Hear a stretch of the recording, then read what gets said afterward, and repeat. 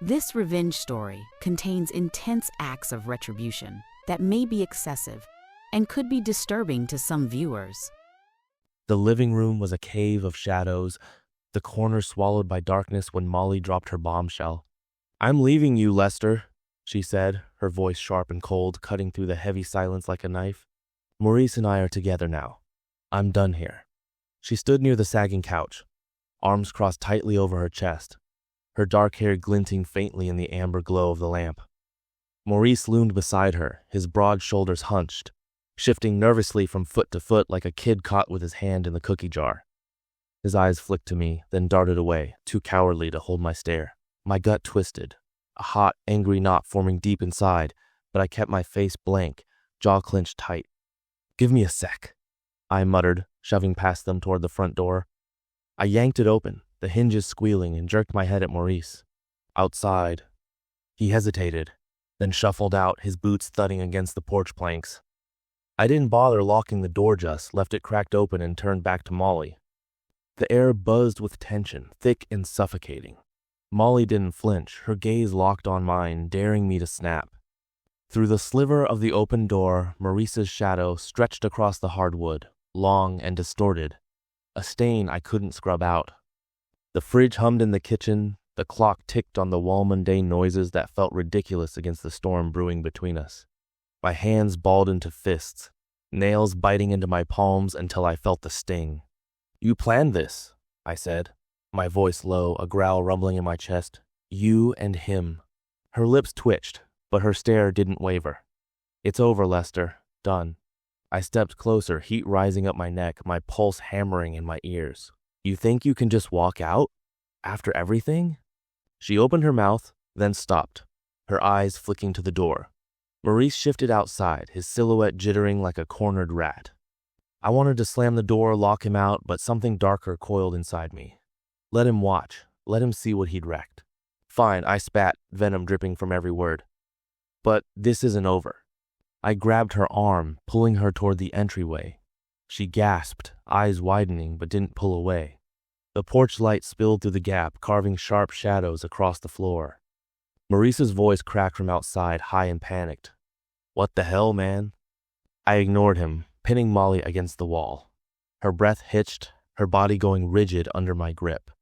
I leaned in, my lips brushing her ear, my voice a bitter whisper. "You want out? Let's show him what he's taking." I kicked the door wider, the hinges groaning as a blast of cold night air rushed in, slapping against my sweat-slick skin. Maurice stood paralyzed on the porch, his face white as a sheet, eyes popping in the dim glow of the bulb. "Get out," I barked, my voice slicing through the quiet like a gunshot.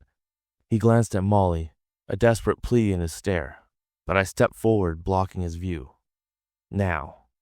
He stumbled back, boots scraping the worn wood, but he didn't leave, just hovered there, a sad sack clinging to the edge of the doorway.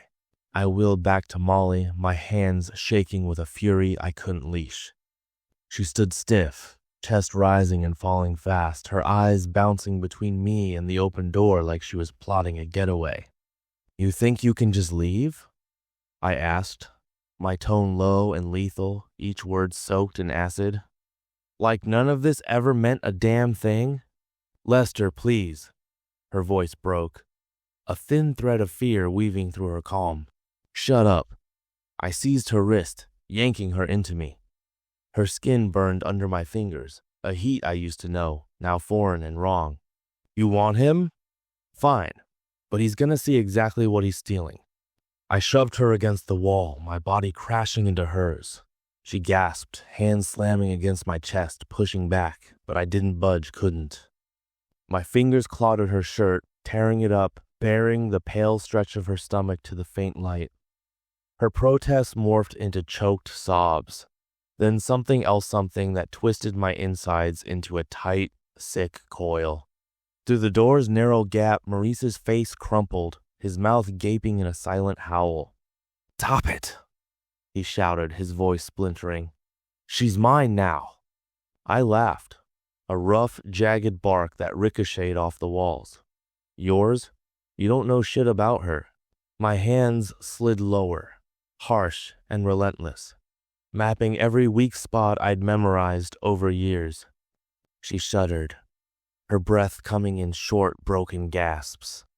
I used it all, right there, with him watching. Her cries pierced the air, spilling out into the night. Maurice pounded the doorframe, the dull thumps ringing hollow, tears streaking his face.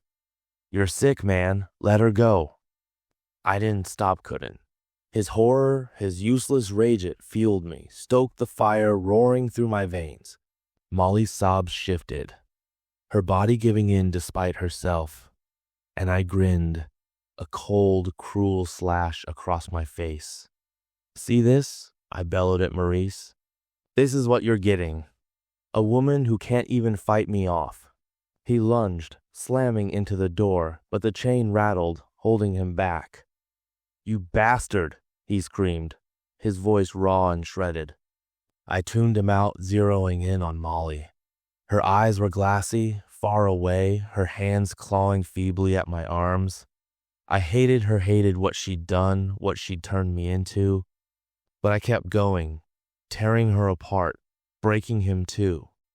The entryway felt like a pressure cooker, the air thick with heat and despair, her cries echoing like a wounded animal's wail.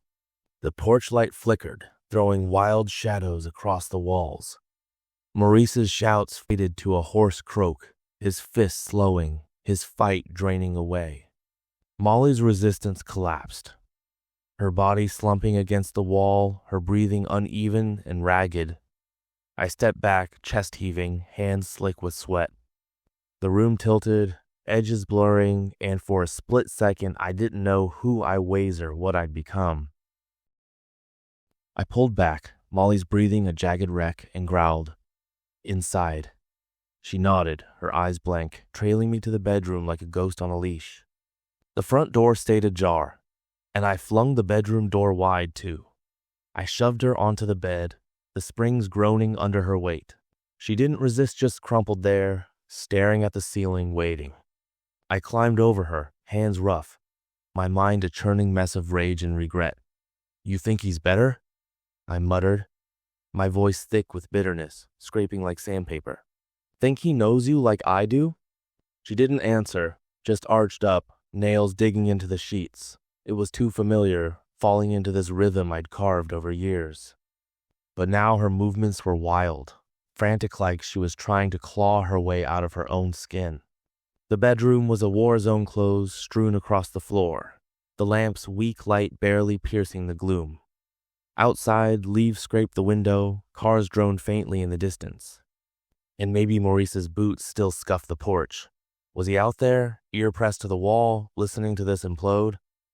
I didn't know if I gave a damn. Or maybe I wanted him to hear it, every grunt, every crack.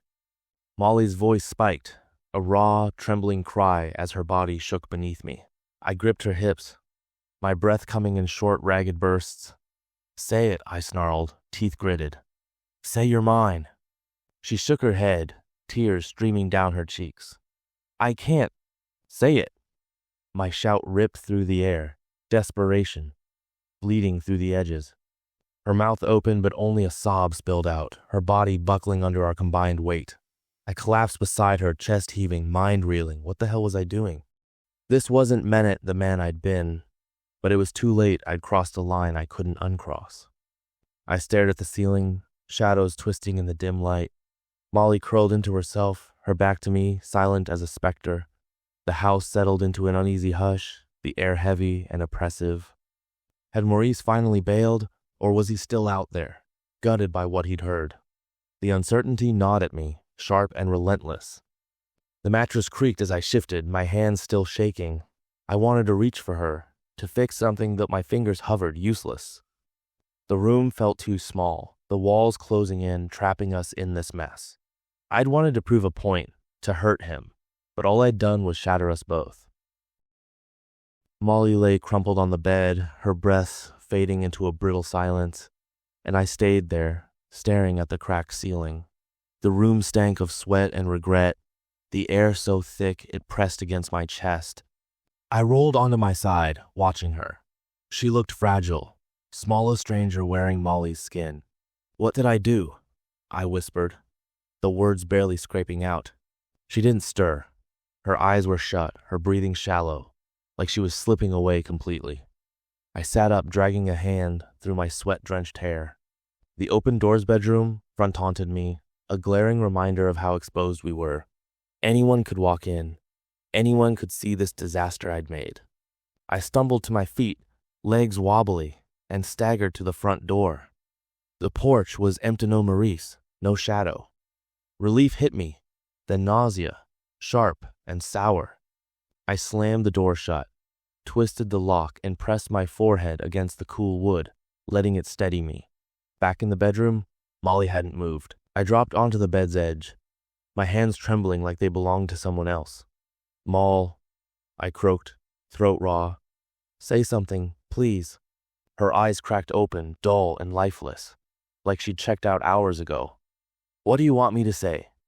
Her voice was flat, empty. "I don't know. Anything." "Why? What happened to us?" She sat up slowly, clutching the sheet to her chest like a shield.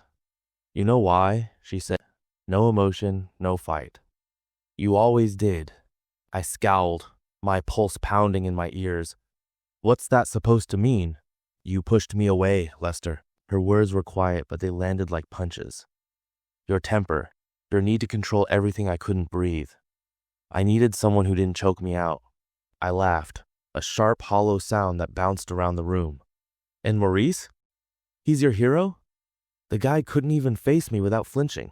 She flinched instead, a flicker of pain crossing her face. "He's not weak. He's kind. He listens. He doesn't..." "Doesn't what?" I shot up, pacing the cluttered floor, my voice rising. "Doesn't make you feel? Doesn't push you? You think he's better than me? That he gets you like I do?" Her eyes flared, the first spark of life I'd seen all night. "He doesn't try to own me." I froze, my chest caving in. "Is that what you think I do?" She looked away, her silence louder than any scream. I sank back down, burying my face in my hands. "I didn't mean... I never wanted this, Moll." "But you did it," she murmured, her voice faint as a ghost. "And now I don't even know who I am." I reached for her, instinct kicking in, but she shrank back, curling into the pillows. "Don't," she breathed, barely audible. "Please." The room went quiet, her words a wall between us. I'd lost her maybe years ago, and tonight was just the killing blow. In trying to hurt him, to prove something, I'd torched whatever we had left. The truth sank into my bones, cold and heavy. Morning crashed in too soon, sunlight slicing through the kitchen windows, harsh and merciless. I paced the linoleum, phone pressed to my ear, dialing Emma while Molly slumped on the couch staring at nothing. "Lester," Emma answered, her voice crisp and all business. "What's going on?" I glanced at Molly, her hands limp in her lap. "Molly's a mess," I said, keeping it short. "Maurice did this to hurt us. I want him to pay." Emma sighed, the line crackling faintly. "You want to sue him?" "Yeah," I snapped. "Make him bleed for it." A pause, then her tone sharpened. "We can go for damages, hers too, if you're letting her go." "Do it," I said. No second thoughts. I tossed the phone onto the counter, the clatter loud in the stillness. Molly didn't flinch, didn't even blink. I crossed to her, dropping into the chair across from her. "Moll," I said softer now, "you need help, real help." She blinked slowly, finally meeting my eyes. "What kind?" Her voice was thin, brittle. "A doctor. Someone who can deal with this." I gestured vaguely at her, at us. She laughed, a dry, cracked sound. "Deal with me? You think I'm fixable?" I leaned forward, hands clasped tight. "I don't know, but I can't do it alone." Her gaze drifted to the window, sunlight glinting off her pale face. "Maybe," she said, almost too quiet to catch. "Maybe I just need to get out of here." It stung, a fresh cut, but I nodded. "I'll make it happen." That last night I sat by the bed, watching Molly sleep, her face slack under the lamp's dim glow. "Why'd you do it?" I whispered, knowing she wouldn't hear. She looked peaceful, but it was a lie she was broken, and I'd driven in the final nail. Her phone buzzed on the nightstand, Maurice's name lighting up again. I didn't touch it. What was the point? He'd lost her too, just like me. I paced the room, the house too quiet, like it was holding its breath. I'd built this life with my own hands, and now it was ash. Maybe the crack started long before him, before tonight. I sank into the chair by the window, staring into the dark. A car rolled by, headlights slicing through the night. I pictured the hospital, handing her over to someone else. It felt like giving up, but what else could I do? I couldn't fix Hera myself. Her phone buzzed again, relentless. I glanced at it, then at her. She'd be gone soon, and I'd be left with the wreckage. Maybe that was fair. Maybe we both needed the break. I leaned back, eyes shutting. The future stretched out, empty and cold. But for the first time in weeks, something flickered hope, or maybe just relief. It was done.